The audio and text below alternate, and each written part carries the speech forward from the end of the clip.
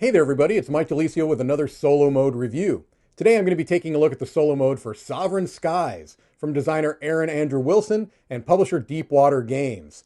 Sovereign Skies is a space-themed game that plays in about 45 minutes. I've got the game set up on the table almost all the way through. Let's head over, I'll show you how it plays. We'll come back here and I'll give you my final thoughts.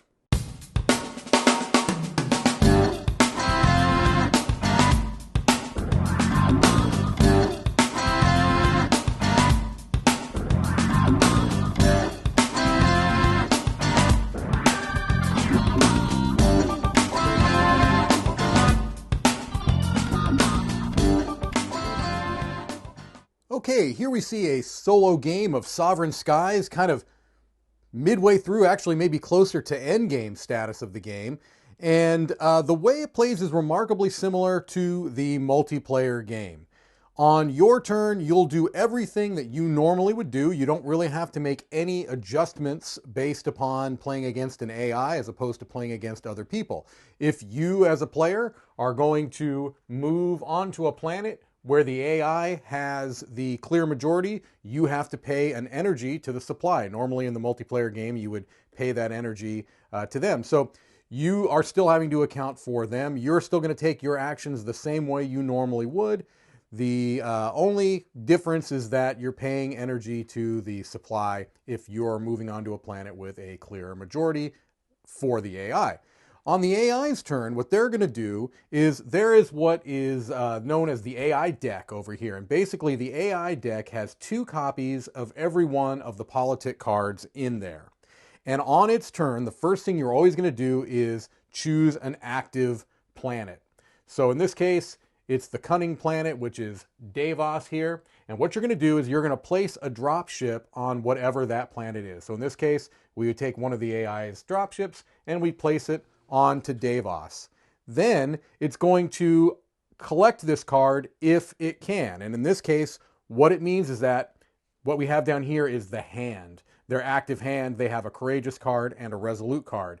If there had been a cunning card already in the hand, this would get discarded. But since it is not there, it's going to move into the AI's hand. And so now the AI has 3 cards that it has in its hand: courageous, resolute, and cunning.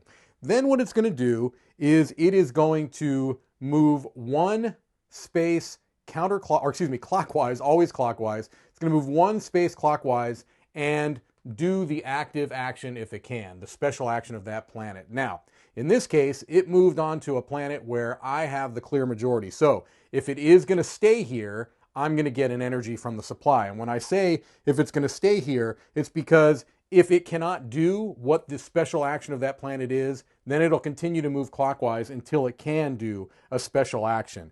In this case of Elona, it's going to try to pledge. All right, and it's going to try to pledge using its hand of cards. And so what it's going to do is, if it can get any influence token, it will do that action. And so right now, looking at the influence tokens that are available, it would start with its oldest card and say, okay, can we use this courageous to get that influence token? Now I have it, so it would have to steal it from me.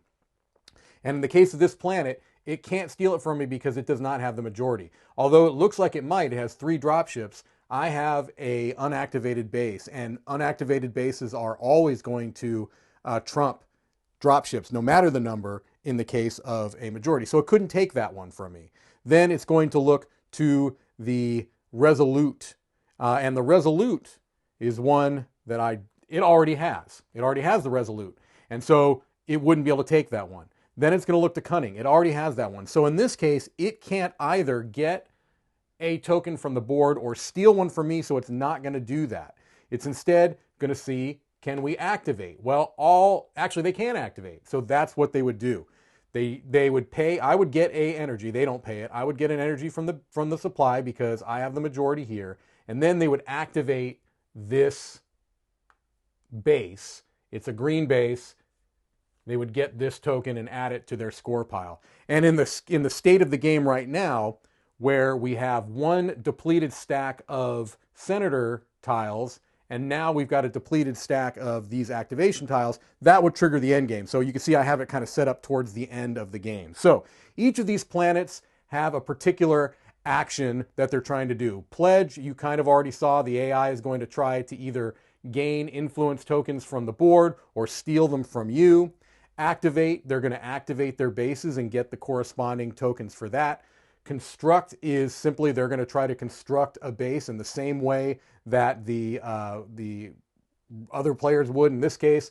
So if they had gone to here and they could construct here because it takes 2 drop ships to construct a base, they would put those back to the supply and put a base out there. Refuel is simply getting energy, which at the end of the game could be points. They'll always skip that if they can construct or activate a base. Recruiting is trying to get these senators, but most importantly, they're trying to get the point tiles that go along with it. And so that's going to be how the game goes. You'll take your turns as normal. The AI will flip over a card, have its active base where it's going to put out a ship and potentially take the card, in this case would get discarded, and do the special action of the planet. At the end of the game, you're going to add up all of your points. You're going to add up all of the points that the AI has accumulated, and the difficulty variant is based on the number of energy that the AI has. If you play on the easiest mode, for every 4 energy that the AI has accumulated, it's going to be a point in addition to the points they already have. If you're playing on the medium mode, it's 1 point for every 3. If you're playing on the hard mode, 1 point for every 2, and very hard, it's a point for every 1 that they have. So you can see in this case, that would be a lot of points if I was playing on the very hard mode.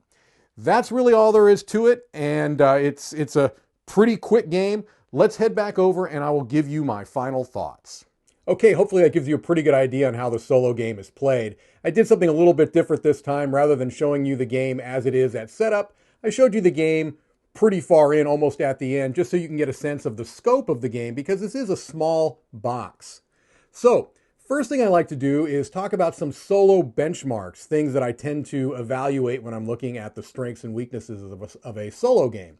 The first thing that I like to do is talk about the win conditions. Is this a beat your high score variant, or is it an AI opponent with a clear win-loss condition? And in Sovereign Skies, you are playing essentially a 2-player game against an AI. And you've got that AI deck, which is made up of 2 cards of each of the different political cards for that deck. And it's a really interesting way of handling this AI opponent. It's very simple to set up, very simple to administer, and not a lot of differences in the special actions for the planet. So a clear win-loss condition, variable difficulty, which is very easy to scale. It's really just based on the amount of points you give energy at the end of the game for the AI. So a big positive there. You know if you've won or lost, and this is the type of game where if you're just going for a high score, I don't know that in this particular game it would have been quite as fulfilling. The other thing I like to talk about is setup and teardown. And to me, this is one of the big positives to this game, because this is a lot of game in a small box. It's a lot of game with not a lot of components. So that being said, it doesn't take a tremendous amount of time to set up this game and be playing.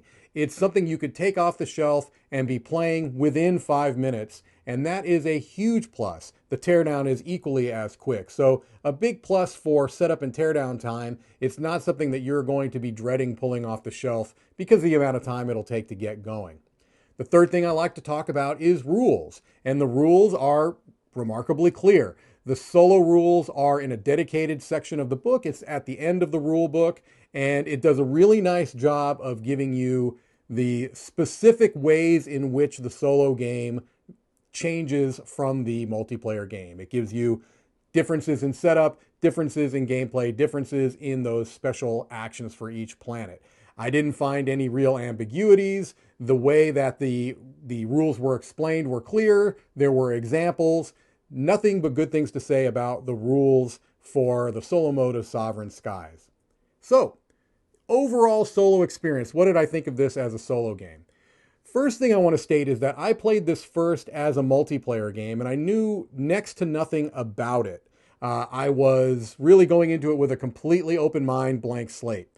I was very surprised at how much I enjoyed the multiplayer game. It has one of these things that I think is very elusive that I really particularly like, and that is the feeling of a big game in a short amount of time. This is a really quick game. Turns are very snappy. There's really almost no AP to even mention because for the most part, your decision space, it's an interesting thing because your decision space isn't huge, but there are meaningful decisions to make, and that's a really nice balance. Sometimes your decision space is so large that you get bogged down in that. In Sovereign Skies, that's not the case. There's a nice mix of strategy and tactics. There are some long-term things that you can be working towards, whether it's through recruiting senators or trying to set up nice pledge actions, maybe taking tiles from other players. Those are things that you have to do a little bit more long-term planning on. But there's also nice tactical decisions that you have to make every turn because sometimes those long-term plans get thwarted by what other people are doing. And so I really like this feeling of a big game in a small box in a short period of time. That is really, to me, the best thing I can say about Sovereign Skies is that it really delivers a big push for a short amount of time. So that's really, really positive for me. The theme is fine. I don't particularly have a strong opinion one way or the other about space-themed games. I think it works well here. I think that there's a decent thematic connection between what you're doing and what the theme of the game is. I think you probably could have done it in a different theme, but I like the theme. I like the idea of going around to the different planets and trying to recruit senators and gain political influence and things along those lines.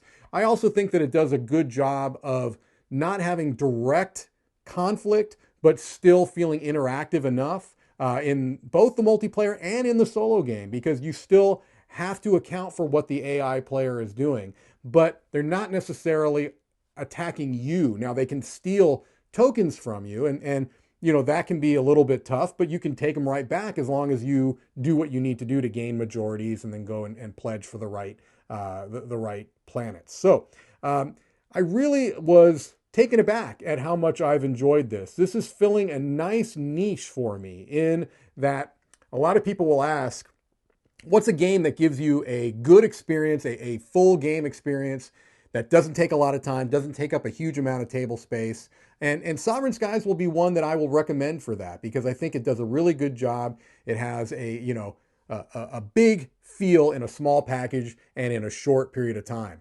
For all of these reasons, I am going to give Sovereign Skies an 8 out of 10. I think it's a really, really solid solo game. It's also a good multiplayer game.